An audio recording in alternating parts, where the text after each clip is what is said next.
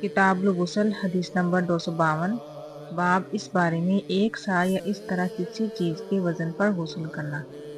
ہم سے عبداللہ بن محمد نے حدیث بیان کی، انہوں نے کہا کہ ہم سے یحییٰ بن آدم نے حدیث بیان کی، انہوں نے کہا ہم سے زبیر نے ابو اسحاق کے واسطے سے، انہوں نے کہا ہم سے ابو جعفر محمد باقر نے بیان کیا کہ وہ اور ان کے والد جناب زین العابدین حضرت جابر بن عبداللہ کے پاس تھے اور کچھ اور لوگ بھی بیٹھے ہوئے تھے۔ ان لوگوں نے آپ سے غسل کے بارے میں پوچھا تو آپ نے فرمایا کہ ایک سا کافی ہے۔ اس پر ایک شخص بولا یہ مجھے تو کافی نہ ہوگا۔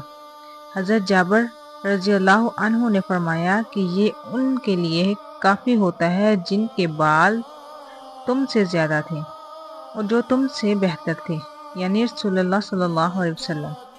پھر حضرت جابر رضی اللہ عنہ نے صرف ایک کپڑا پہن کر ہمیں نماز پڑھائی۔